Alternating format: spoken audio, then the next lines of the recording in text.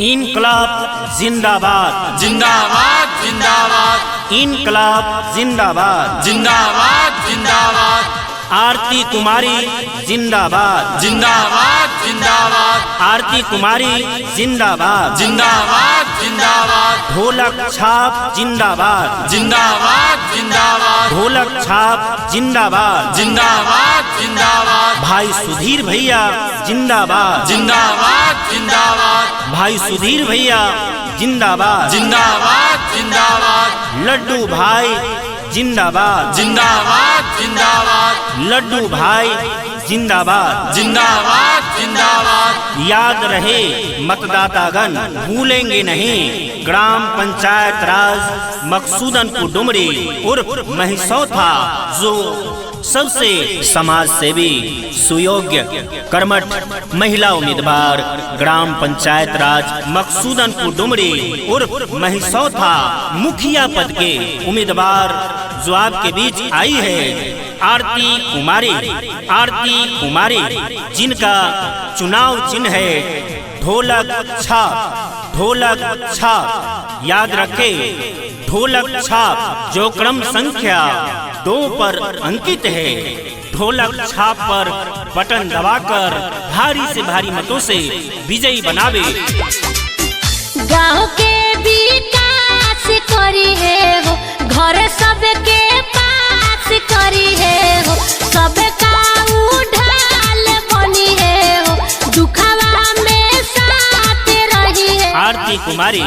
जो अपने पंचायत मकसूदनपुर डुमरी और महिसौथा से मुखिया पद के सुयोग्य कर्मठ जुझारू शिक्षित समाज सेवी महिला उम्मीदवार आरती कुमारी जिनका चुनाव चिन्ह है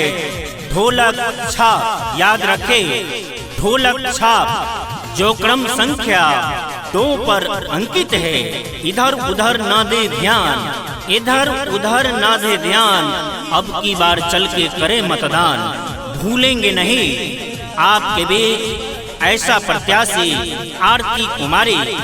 जो लेके आई है अपना चुनाव चिन्ह ढोलक छाप हर समस्याओं का समाधान करने वाली ऐसी प्रत्याशी आरती कुमारी छात्र नौजवान के हर समस्या के समाधान करने वाली ऐसी प्रत्याशी आरती कुमारी किसान मजदूरों को साथ कदम से कदम मिलाकर चलने वाली ऐसी प्रत्याशी आरती कुमारी भूलेंगे नहीं आरती कुमारी जिनका चुनाव चिन्ह है ढोलक छाप जो क्रम संख्या 2 पर अंकित है ढोलक छाप पर बटन दबाकर भारी से भारी मतों से विजयी बनावे। आरती कुमारी जिंदाबाद जिंदाबाद जिंदाबाद आरती कुमारी जिंदाबाद जिंदाबाद जिंदाबाद ढोलक छाप जिंदाबाद जिंदाबाद जिंदाबाद ढोलक छाप जिंदाबाद जिंदाबाद जिंदाबाद भाई सुधीर भैया जिंदाबाद जिंदाबाद जिंदाबाद भाई सुधीर भैया जिंदाबाद जिंदाबाद जिंदाबाद लड्डू भाई जिंदाबाद जिंदाबाद जिंदाबाद लड्डू भाई जिंदाबाद जिंदाबाद जिंदाबाद आइल बानी रहुए गहुआ करतानी हम त पहुआ अपना ई बेटा बाके ऊंचा करी हो चाचा न हुआ और जोरी कहेनी चाचा इनके नहीं तू भुलई नारी नहीं है अबला ये बात है पुरानी नारी नहीं है अबला ये बात है पुरानी नारियों की गोद में पलती है जिंदगानी नारी है घर की लक्ष्मी सिंदूर बन के दम के नारी है घर की लक्ष्मी सिंदूर बन के दम के मौका पड़े तो चूड़िया तलवार बन के खन के। तो जी हाँ वक्त आ गया है सोचने का समझने का और एकजुट होके विचार करने का। तो चलिए सोचते हैं समझते हैं और असली प्रत्याशी का चुनाव करते हैं। बज गई है बिगुल खड़े हैं कई मस्ताने आगाज हुआ चुनावी जंग का अंजाम मतदाता जाने। जी हाँ चुनाव के इस दौर में प्यारे मतदाता भाई बहनों चुनाव के इस दौर में मालिक आप हैं, वोट आपका है, चुनना आपको है। आपके द्वारा जिस तरह का नेता चुना जाएगा, इसलिए समय है सोचने का, समझने का, विचार करने का। तो आए हम सब मिलजुल कर विचार करें। हमें चाहिए एक ऐसी उम्मीदवार जो हमेशा आपके दुख दर्द में साथ रहती है, हमेशा आपके काम में व्यस्त रहती है, हमेशा आपके लिए सेवा की भावना लेकर आती है। वो है श्रीमती आरती कुमारी, जिनका चुनाव चिन्ह है ढोलक छाप, जो क्रम संख्या 2 पर अंकित है। ढोलक छाप पर बटन दबाकर भारी से भारी मतों से विजयी बनावे। इनकलाब जिंदाबाद, जिंदाबाद जिंदाबाद, इनकलाब जिंदाबाद, जिंदाबाद जिंदाबाद, आरती कुमारी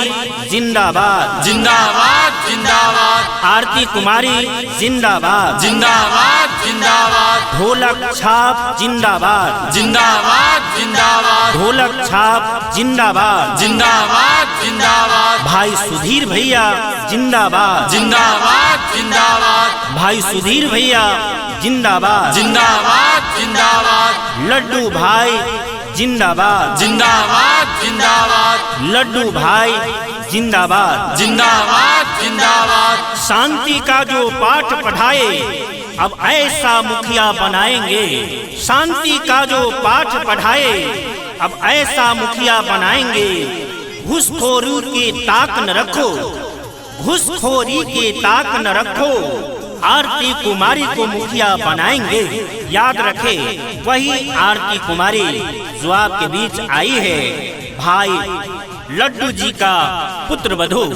जो मुखिया प्रत्याशी में सुयोग्य, सहनशील, कर्मठ, जुझारू, समाज सेवी महिला उम्मीदवार आरती कुमारी, जिनका चुनाव चिन्ह है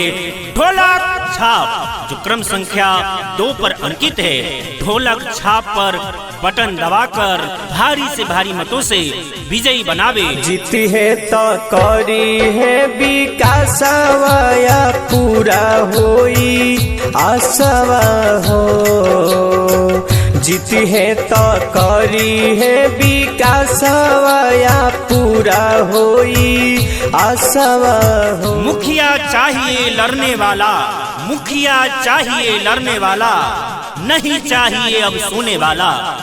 नहीं चाहिए अब सोने वाला। याद रखे झांसे में नहीं आए और आप अपना एक ऐसा प्रत्याशी चुने जो आपके साथ हर कदम से कदम मिला के चले, आपके सुख में और दुख में सभी में जो काम आए। ऐसे प्रत्याशी आप तमाम मतदातागण के बीच आई है आरती कुमारी, जो हमारे लड्डू भाई के पुत्र वधू है, जिनका चुनाव चिन्ह है ढोलक छाप। अपना एक एक बहुमूल्य वोट ढोलक छाप पर बटन दबाकर आरती कुमारी को भारी से भारी मतों से विजयी बनावे। और नाम नहीं हम काम करेंगे, नाम नहीं हम काम करेंगे। एक बार मुखिया बना के तो देखिए, एक बार मुखिया बना के तो देखिए, सभी मतदाता को हम सही सम्मान करेंगे,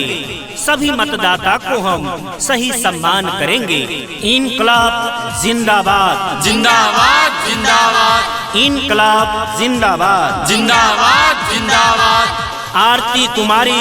जिंदाबाद, जिंदाबाद जिंदाबाद, आरती कुमारी जिंदाबाद, जिंदाबाद जिंदाबाद, ढोलक छाप जिंदाबाद, जिंदाबाद जिंदाबाद, ढोलक छाप जिंदाबाद, जिंदाबाद जिंदाबाद, भाई सुधीर भैया जिंदाबाद, जिंदाबाद जिंदाबाद, भाई सुधीर भैया जिंदाबाद, जिंदाबाद जिंदाबाद, लड्डू भाई जिंदाबाद, जिंदाबाद जिंदाबाद, लड्डू भाई जिंदाबाद, जिंदाबाद जिंदाबाद,